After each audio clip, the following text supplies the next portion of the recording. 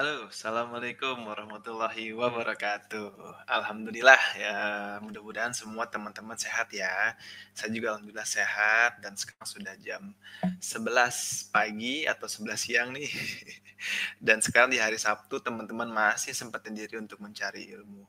Saya harap teman-teman semua tetap semangat ya mencari ilmu karena ilmu itu ada di mana-mana. Teman-teman bisa cari dari bangku kuliah, dari teman-teman kalian, atau zaman sekarang bisa teman-teman cari melalui webinar kayak sekarang teman-teman berada. Dan balik lagi bersama Awardee Talks dan kembali kepada saya juga yang menjadi hostnya. Saya di @dendana. Buat teman-teman yang belum kenal saya adalah alumni dari Australia Awards juga. Saya masuk di Australia Awards di tahun 2018. Saya ngambil Master of Public Administration dan alhamdulillah telah lulus dan udah pulang kembali ke Indonesia, kembali menjadi warga plus 62. Dan saya sudah memiliki atau berijazah Master of Public Administration dari Flinders dan sekarang mendirikan awardee.id yang tujuannya biar teman-teman semua mendapatkan informasi yang sangat-sangat lengkap dari berbagai macam sumber. Tapi yang valid ya, karena saya dulu ngerasain susah banget dapetin informasi tentang beasiswa ke luar negeri, tentang sharing-sharing kakak kelas, tentang do's and don'ts-nya untuk apply beasiswa, biar kita tuh nggak perlu lagi ngulang-ngulang kesalahan yang sama yang dilakuin oleh saya atau kakak-kakak atau alumni-alumni yang lain. Saya harap teman-teman semua mendapatkan manfaat dari webinar kita kali ini. Dan sebelum saya mulai lebih jauh, saya pengen banget kenal sama teman-teman semua. Jadi silahkan ditulis di kolom komentar YouTube-nya teman-teman. Seperti ini formatnya ya. Ketik nama kalian, lalu kota asal kalian, lalu suara videonya jelas atau enggak. Biar saya tahu apakah suara saya ini sudah clear atau belum, gitu ya. Saya harap sih udah clear suaranya, tapi videonya bagaimana saya juga nggak tahu. Karena tadi baru ada hujan, jadi mudah-mudahan sinyal wifi-nya juga tetap bagus. Dan saya bisa nyapa-nyapa teman-teman semua nanti kalau misalnya teman-teman udah komen di kolom komentar YouTube teman-teman semua. Oke, silakan diketik di kolom komentar nama, kota asal, dan kualitas suara videonya jelas atau enggak ya. Dan teman-teman tetap dipantengin terus webinar kita hari ini sampai akhir, karena nanti ada informasi yang sangat bermanfaat buat teman-teman semua di akhir. Akan saya simpen ya di akhir nanti. Pokoknya program ini sangat bermanfaat banget buat teman-teman semua. Silahkan ditunggu komentarnya. Silakan ketik nama dan kota asal kalian dan suara videonya jelas atau enggak. Oke, sambil nungguin teman-teman semua, udah mulai ada yang masuk. Zahrul dari Pontianak, suara jelas, videonya mudah-mudahan jelas ya. Pontianak sudah, dari Kalimantan kita beralih ke Samarinda, Kalimantan Timur. Wah, Samarinda, Kalimantan Timur. Sudah dua nih Kalimantan. Dari Miftali B. Askanjela, videonya clear mas, alhamdulillah. Wahyu Priambodo, Wahyu Jakarta, suara jelas sekali, cakep. Ada Titania Andrianingrum. Belum tahu nih saya dari mana Titania. Oh, dari Jakarta ternyata. Jelas kak, alhamdulillah. Lalu ada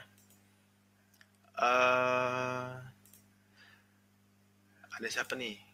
Ada Devi, videonya clear, alhamdulillah. Ini sebentar, ada yang nanyain lagi mau linknya. Bentar ya.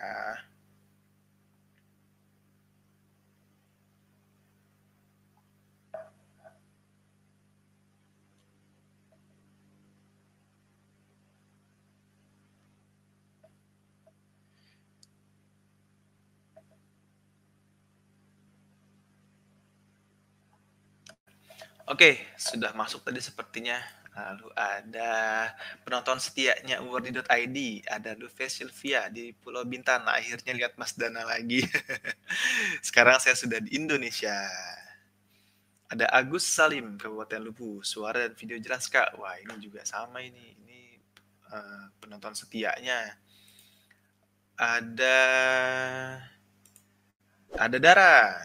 Dara dari Bekasi, suara video clear banget Kak. Mudah-mudahan lagi pada nggak sibuk ya di weekend ini ya.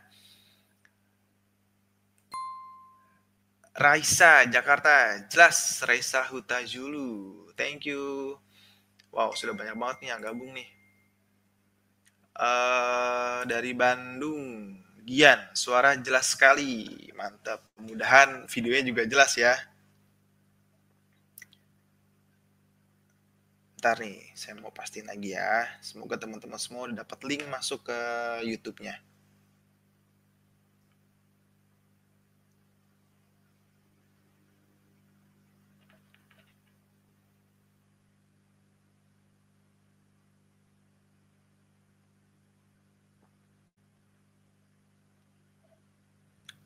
Saya buka ya di grup WhatsApp-nya ya, biar teman-teman kalau belum ada yang dapat link bisa tanya ya.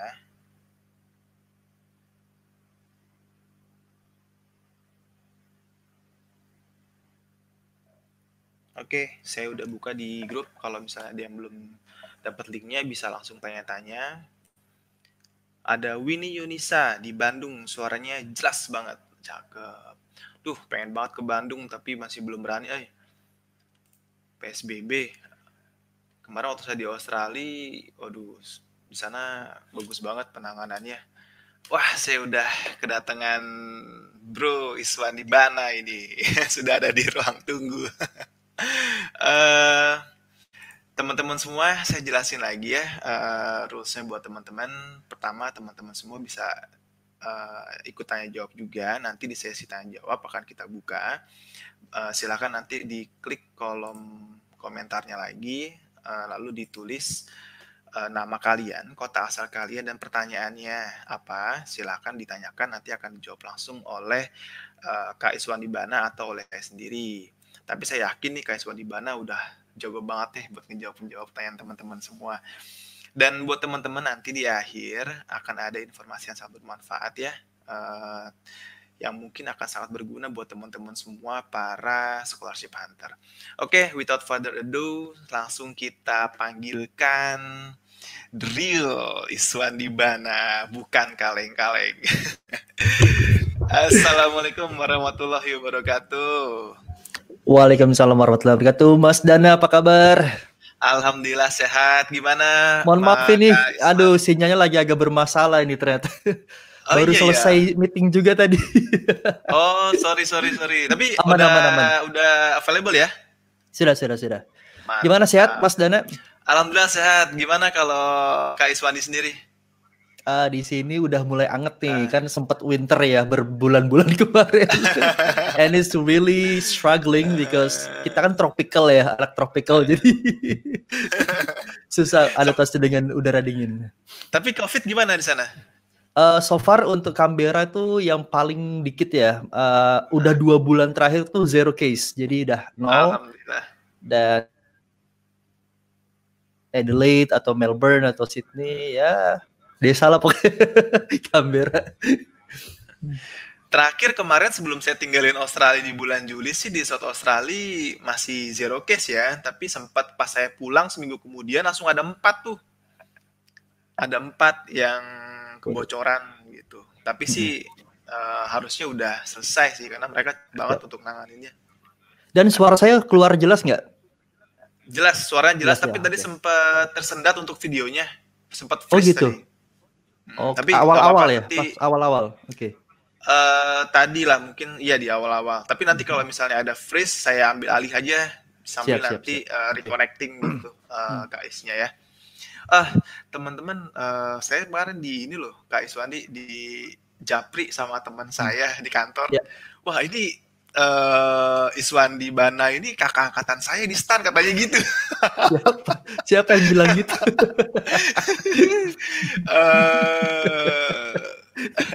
Ada lah temenku di kantor. Ada lah ya.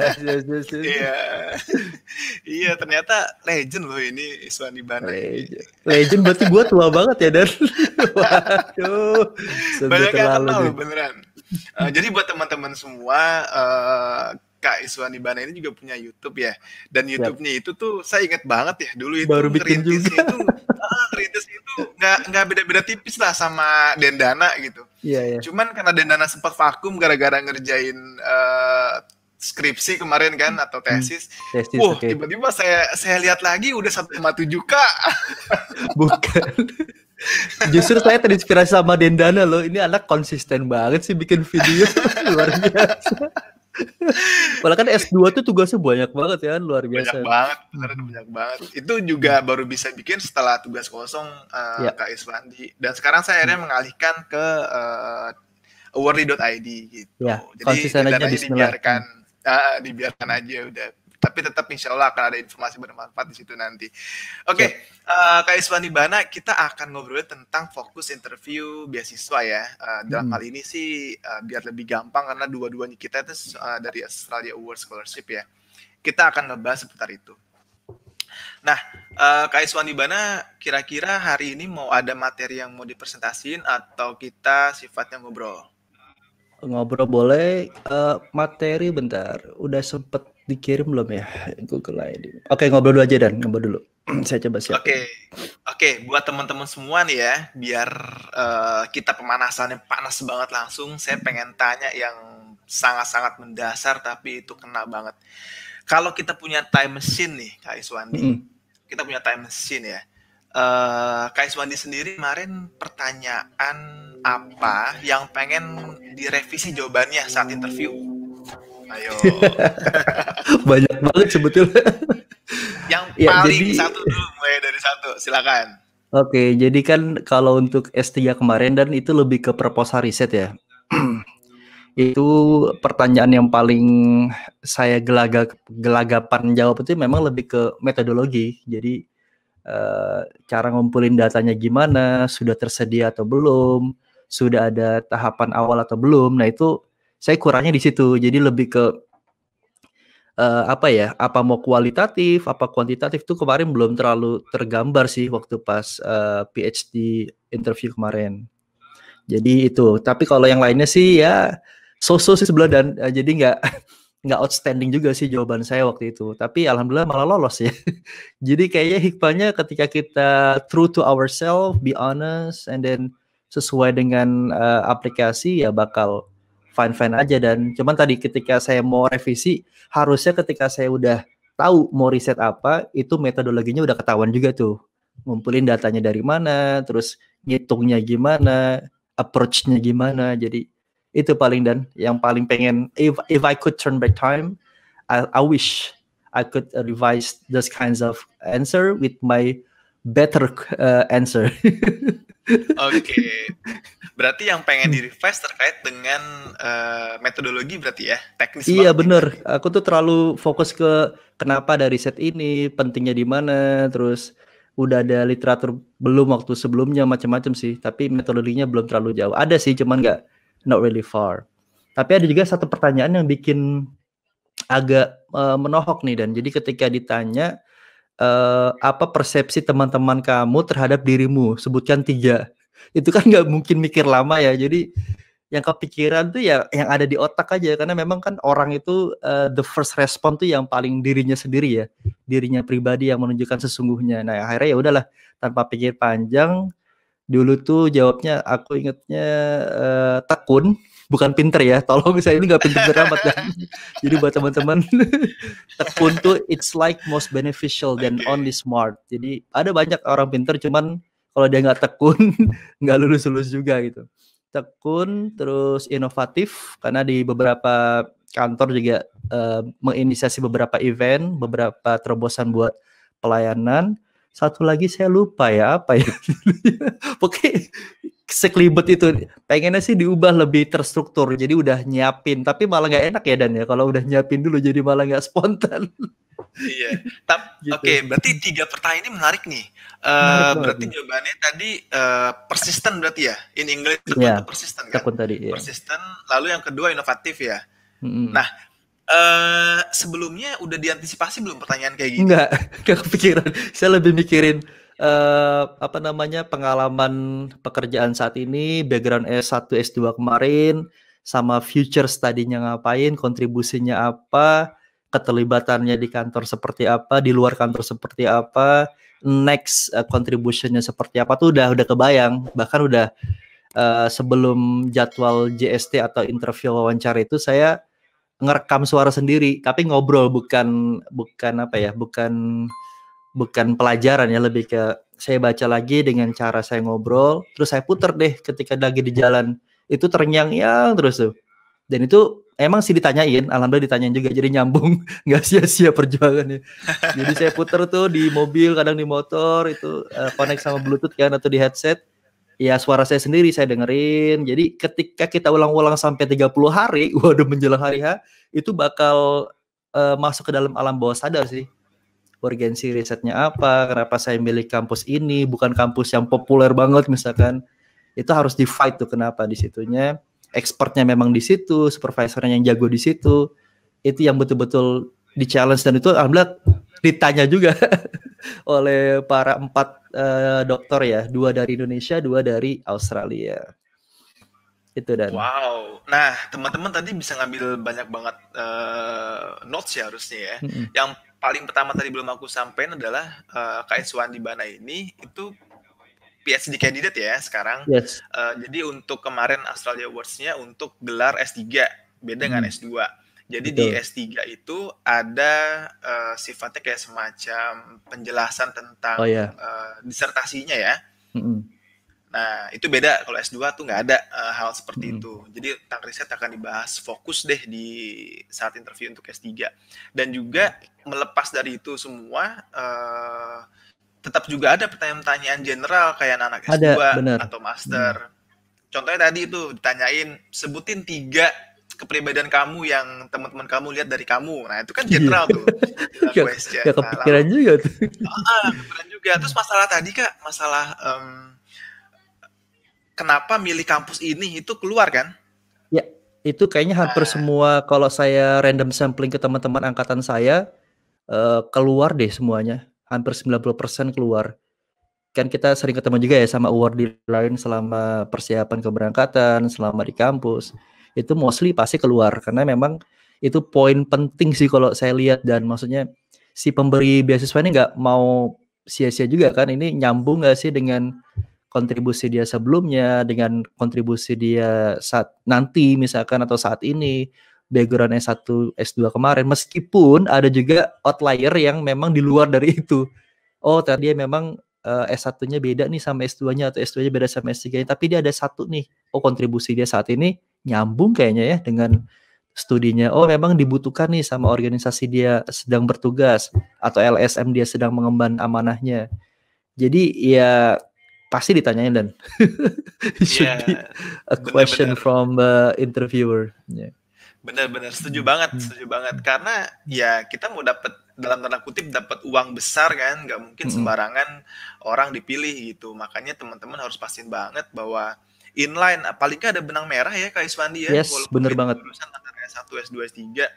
Kalau Kak Iswandi kemarin S1, S2-nya apa ya jurusannya? Betul banget, good question sekali nih.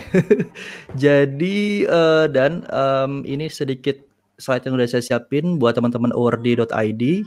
Kelihatan nggak Dan? Kelihatan ya. Udah saya share nih. Ya benar. Ini jadi saya ini dari halo kakak ya. Siapa lagi? Halo cantik. Silakan dilanjut. Saya mute dulu. Ini fatherman banget ini Dana nih, luar biasa. Jadi saya di 3 dan jadi jujur dulu nggak punya duit ya buat kuliah. Akhirnya nyari yang gratisan, dapat di kampus TAN. Ambilnya D3 Bea Cukai, itu lebih ke kompilasi antara international trade, terus juga bisnis, juga law lah ya, itu campuran. Terus S1-nya ambil ekonomi akuntansi. Itu kampus swasta, kampus biasa, Budi Luhur, karena dekat rumah waktu itu. Jadi pulang kantor, karena udah ngantor kan dari Bea Cukai Pusat, pulang ke daerah Ciledug, langsung deh ke Budi Luhur daerah Ciledug. Itu tiap malam tuh, dari jam 6:30 malam sampai jam 9, kadang 9:30. Nah S2-nya dapat beasiswa dari Bea Cukai Dunia, namanya World Customs Organization. Di 2016 sampai 2017 ambilnya bisnis, lebih ke business administration. Nah S3 ini Alhamdulillah ada jurusan terkait dengan bea cukai karena saya tugasi bea cukai spesifik banget di Business and Justice Behavioral Science itu ambilnya di schoolnya Custom and Excise Center. Jadi memang betul-betul spesifik banget dan itu nyambung sih dari D3, S1, S2 sama S3-nya. Tapi jangan khawatir buat teman-teman yang mau lintas disiplin karena memang trennya itu udah mulai banyak sih yang lintas disiplin. Cuman memang harus punya benang merah tadi yang Dana bilang dan harus ada faktor X yang menjadi penentu kenapa beralih nih. Kayak misalkan ada teman yang dia S1-nya hukum, tapi S2-nya mengambil hukum ekonomi misalkan. Ya nggak jauh amat sih, tapi lebih ke ada ekonominya atau hukum bisnisnya gitu. Atau ada teman dia S1-nya lebih ke manajemen, tapi S2-nya ngambil ke international relations atau international relations atau trade gitu ya. Itu boleh karena dia sekarang tugasnya lagi menjadi PR misalkan atau menjadi juru narah hubungnya kantornya beliau misalkan. Itu boleh selama bisa dijelaskan. Itu paling benang merahnya dan dari story saya. Ini benang merahnya sebenarnya bukan benang merah ini hebat banget ini. Nih jadi ya teman-teman semua ya, ini Kak Iswandi Bana ini bener-bener profilnya bagus banget loh. Tapi teman-teman nggak usah perlu kecil hati loh, karena Australia Awards itu nggak cuma ngelihat background teman-teman doang, karena dia yang ngelihat juga masa lalu, sekarang dan juga masa depan teman-teman gitu. Jadi teman-teman gak usah khawatir deh pokoknya dengan apa yang teman-teman udah capai, tinggal teman-teman poles aja. Dan makanya sekarang kita fokus untuk membantu teman-teman semua gimana nanti kalau teman-teman dipanggil interview, inilah kita kasih sharing ya tentang pengalaman kita semua. Nah, tapi gini Dan, saya potong Dan. Oke, silakan. Saya S1-nya bukan dari kampus yang bonafit, Budi Luhur, siapa sih yang maksudnya biasa gitu loh, bukan yang wah banget, swasta pula kan. Saya pun juga ambil yang akuntansi juga waktu saya di sana kayaknya masih akreditasinya B deh, tapi masih aman sih untuk aman itu diakui gitu. Jadi memang kalau saya lihat ya tadi benar sih, apapun jurusan atau kampus sebelumnya somehow bisa iya bisa enggak, tergantung kitanya memang. Saya pribadi kalau ketemu teman-teman, kamu tuh S1-nya di mana sih? Budi Luhur. Hah? Kampus Budi Luhur? Kenapa nggak UI atau mana? Iya, ya simple karena saya pengen dekat rumah waktu itu dan cepet, udah kelamaan juga kan dari D3 nggak kuliah lagi. Dan alhamdulillah masih bisa dapat ilmu yang bagus juga kok, tergantung dari kitanya. Bikin skripsinya masih bisa bagus misalkan. Gitu Dan, jadi nggak usah underestimate yourself lah. Bener banget, dan itu yang paling nggak saya suka sih sebenarnya, karena teman-teman udah kalah duluan sebelum berperang kalau udah ngerasa minder dengan dirinya sendiri gitu. Terkait pertanyaan masalah background nih, kira-kira ada nggak pertanyaan spesifik yang masih Kak Iswandi ingat kemarin? Oh banyak banget nih, aku sampai nulis nih, bentar ya. Let me check. Tapi nggak sempat dibikin slide-nya, bentar tak kirim ya. Mana nih, bentar. Jadi ada 4 profesor tuh beda-beda dan buat teman-teman juga nanti yang menghadapi. Tapi ini bisa relate ya antara S2 sama S3. Monggo nanti diambil mana yang paling bisa. Nih dia. Saya sampai nulis di komputer dan jadi selesai pulang dari JST, entah saya lulus apa nggak lulus, saya tulis aja deh di Word 2 halaman ini. Biar nggak lupa ya. Nih. Biar gak lupa gitu, mau nanti mau dibikin blog atau apa, belum kepikiran. Bener-bener. Lulus saya juga nggak tahu. Saya nggak nulis malah kemarin, lupa, pengen banget. Gitu. Sampai aku inget tuh Dan, sampai berangkat jam 7, naik Go Grab biar bisa belajar di mobil di Grab. Terus sampai pembukaan berapa orang yang hadir, terus perkenalan berapa orang dari tim panelis. Singkat cerita langsung gini nih. Yang paling menarik adalah kalau untuk teman-teman yang teknisnya itu harus paham banget yang menjadi bidangnya. Dana ambilnya apa? Ekonomi, international, pendidikan? Saya Master of Public Administration. Wah, itu lu keren juga tuh, public administration. Jadi jadi misalkan teman-teman yang ambil law itu harus tahu nih hukum apa nih, perdata, pidana, international, HKI macam-macam itu benar-benar menguasai. Kalau saya karena saya lebih ke hukum IPR atau HKI yang trademark, copyright macam-macam, itu ditanya dan nggak nyangka mereka itu tahu banget dan maksudnya paham banget terkait, kirain kan paling bukan bidangnya nih, ternyata meskipun bukan bidangnya mereka paham banget, udah baca juga kan riset dan lain-lain profil. Nah itu saya ditanyain terkait dengan masalah hukum terkait dengan IPR di Indonesia gimana, penerapannya gimana, terus barang-barang palsu di pelabuhan gimana. Itu kan teknis banget ya. Dan saya harus menjawab. Untungnya saya memang bidangnya di situ dan sudah punya beberapa referensi dan fakta di lapangan, jadi agak aman tuh kalau teknis. Jadi kalau teknis agak aman. Tapi ada challenge dari profesor luar negeri. Dia itu nanyain terkait dengan filosofis. Dia malah nantangin. Kamu kan udah lumayan menguasai nih. Kenapa mau dapetin beasiswa ini? Maksudnya kayak yaudah lu gak usah kuliah lagi lah gitu. Maksudnya gitu. Padahal dalam hati enggak juga Pak. Maksudnya tapi nggak boleh ngomong gitu kan. Saya tahu masih berapa persennya. Aku bilang gitu sih. Jadi belum semuanya, itu pun juga belum best practice dari negara lain, belum dapat dari expert di Australia, dari kampus saya yang memang in charge di situ. Jadi meskipun menguasai tapi kan belum overall ya, belum komprehensif. Saya jawabnya gitu. Termasuk juga dia nanya, kamu terlalu teknis, untuk PhD itu harusnya lebih ke filosofis, membandingkan apa dengan apa, terus teorinya gimana gitu. Ini terlalu teknis bagi dia. Itu bikin saya agak down sih.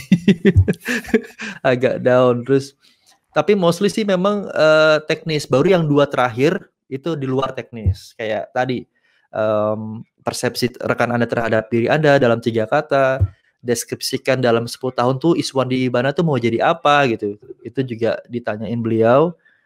Termasuk pertanyaan yang unpredictable. Dia nanya gini, dan kamu kan dari beasiswa WCO itu berapa yang seleksi waktu itu? Ditanyain kan, udah lama banget. Untuk masih ingat. Masih ingat. Jadi ada sekian terima berapa. Dan itu ya memuaskan beliau lah. Termasuk nih kampusnya di mana itu saya jelasin. Masih kontak nggak sama teman-teman S2 pun ditanyain. Jadi kayak dia mau melihat ini anak masih in touch nggak sih sama teman-temannya, masih ibaratnya bukan bukan selfish lah mungkin ya, tapi aku lihat alhamdulillah masih punya grup Line, karena kan di Jepang Line tuh happening ya dibanding WhatsApp. Masih ada grup Line, masih tanya-tanya, nanya kabar, ada yang misalkan baru nikah, baru promosi, itu kita update di grup itu, meskipun nggak sering, paling sebulan sekali. Ditanyain itu loh, jadi kontak sama teman-teman waktu S2 kemarin. Terus tanya juga masalah pekerjaan. Kalau kamu lulus PhD AS ini, kerjaan kamu gimana? Apa ditinggalin apa enggak? Karena saya PNS, saya bilang ya akan ibaratnya dapat surat tugas belajar gitu. Tetap jadi pegawai. Sama ditanyain kendala terbesar selama riset nanti apa. Nah, itu saya diem sekitar 15 detik kali ya ada. Saya bingung mau jawab apa ya ini. Kayak bakal tricky banget nih. Belum tercover kah? Belum tercover sebelumnya gimana? Enggak, jadi dia mau nanyain kira-kira challenge sebesar kamu nanti ketika studi atau riset di Australia apa? Apa ya? Saya belum kepikiran tuh. Akhirnya yang jawab kalau mereka sendiri. Academic writing, karena kan aku untuk writing cuma 6 kalau nggak salah dan jadi lainnya agak bagus tuh 8,5, 7,5, 7, tapi writing cuma 6, bayangin. Dia ngeliat itu, sampai lihat itu. Wah, untung di PhD kami kan minimal 6,5 ya, cuman writing 6 masih boleh lah di Charles.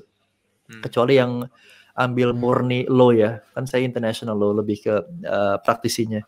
Itu dilihat, ini kamu writing masih 6 loh gitu. Masih ada PDT sih katanya. Cuman bisa nggak survive dengan nilai cuma 6 bahasa dia. Tapi saya tadi nggak jawab itu gitu. Maksudnya dia yang memberikan jawaban. Iya benar-benar. Menarik sih ya waktu flashback setahun lalu.